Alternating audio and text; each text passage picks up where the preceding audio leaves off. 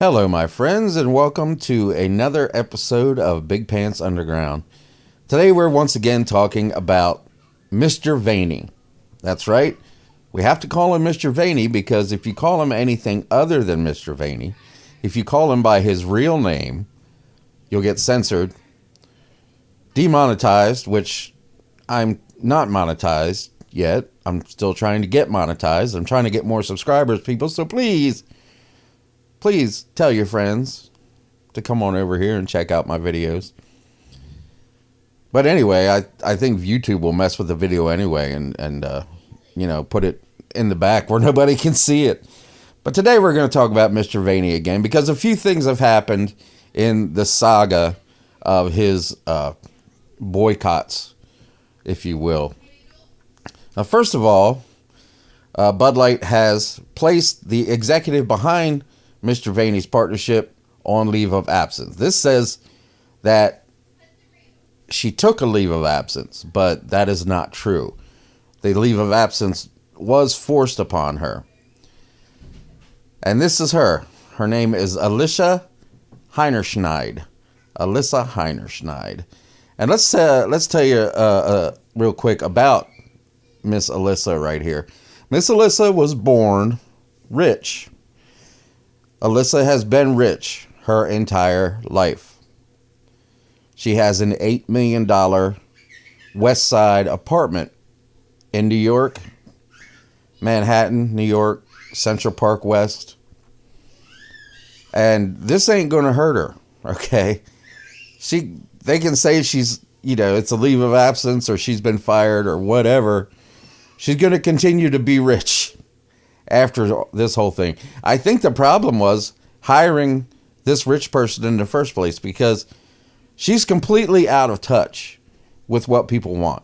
I mean, that's 100% accurate. That's 100% apparent because she wanted to get rid of Bud Light's fratty attitude. Lady, that's all beer's about, okay? You're trying to sell it to people with fratty attitudes. Who would think otherwise? And now that you've alienated all those people, look what's happening to your beer.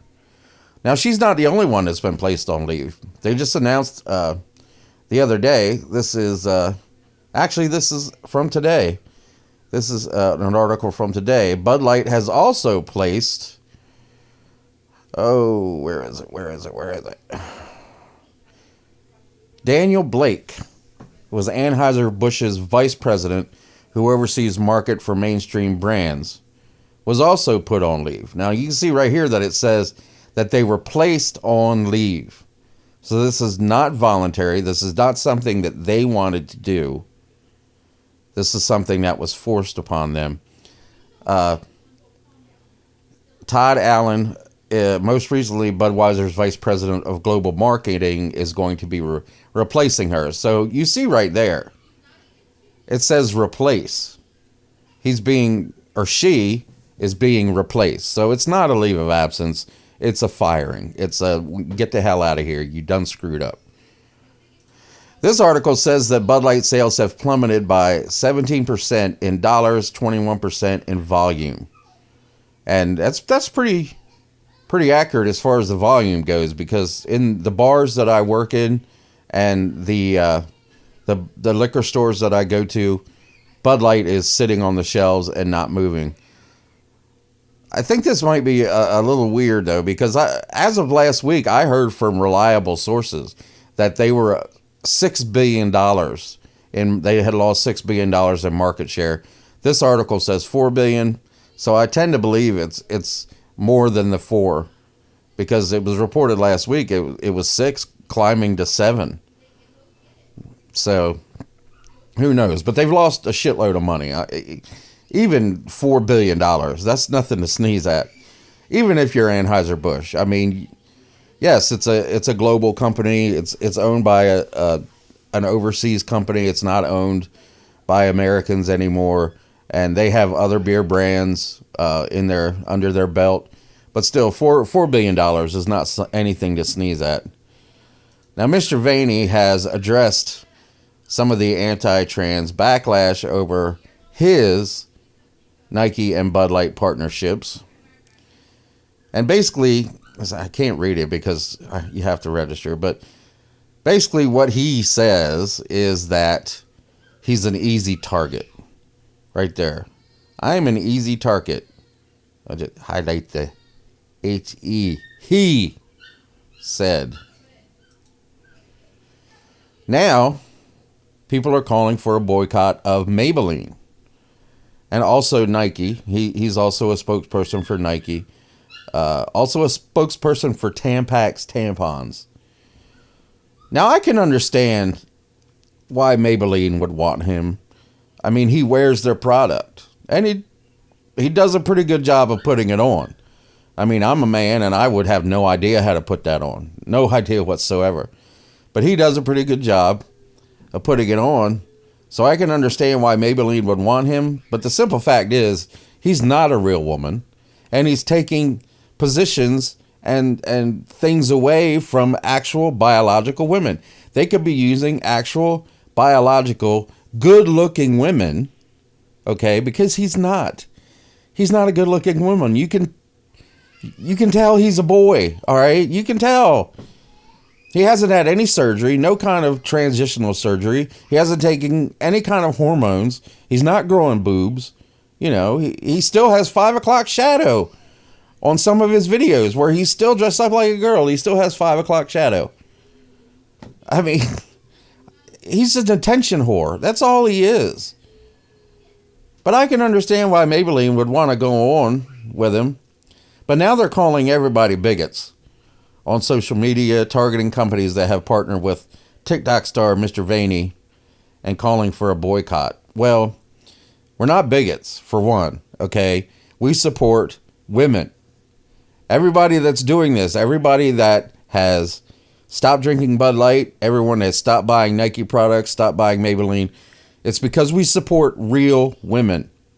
All right? This trans thing in our country just really has to stop. I understand that some people are born with mental health issues. I understand that some people are born as hermaphrodites, meaning that they have both sexual organs. All right? But it's like, I don't even know the percentage. It's probably below 1% of people in this world that are born as hermaphrodites. Okay? Anyone that's a man, originally a man, that dresses like a woman, or a woman that dresses like a man, but you don't see that many of them. It's mostly men dressing like women. Right? I mean, there's got to be something going on. There's got to be something really weird going on.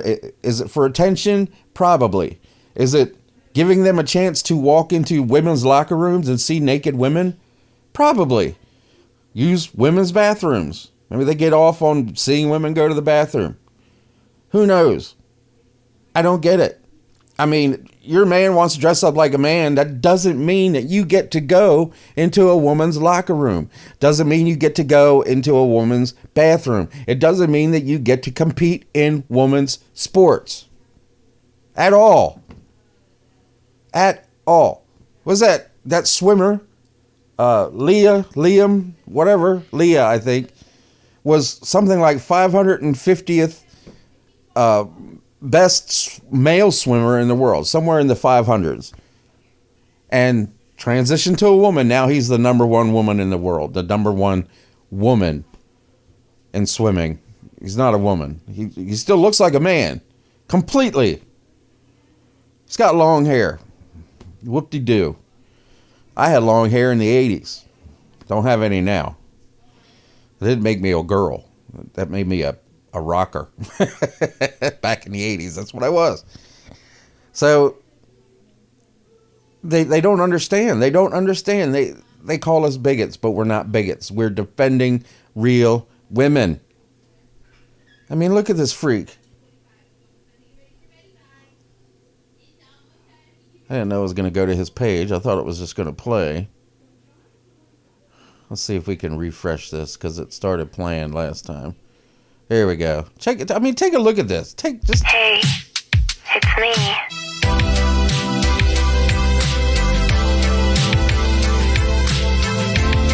I mean, like I said, he really knows how to put that makeup on, but you can look at him. Look at him. He looks like a man. He's got an Adam's apple. He's got no breasts.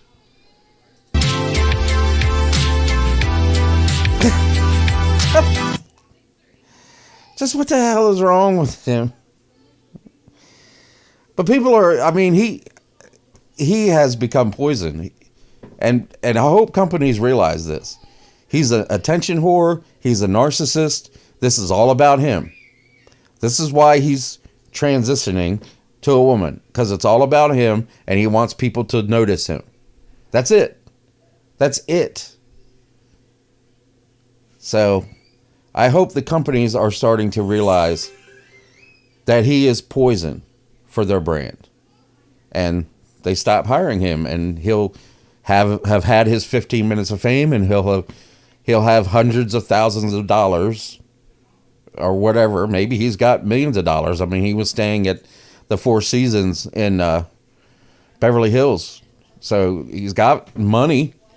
He got paid some amount of money. They said $100,000 from Bud Light. I'm sure he's getting paid by Maybelline. I'm sure he's getting paid by Tampax. I'm sure he's getting paid by Nike. Just because he has 4 million followers or whatever it is on TikTok. I guess they're going to learn their lesson. That's all I can say. They're going to learn it. And I hope Alyssa Heinerschneid learns her lesson too, or at least the companies that she applies for after she is forced out of Bud Light learn their lesson on her and realize that she has no idea what she's talking about. No idea whatsoever. Maybe she should go work for Black Lives Matter.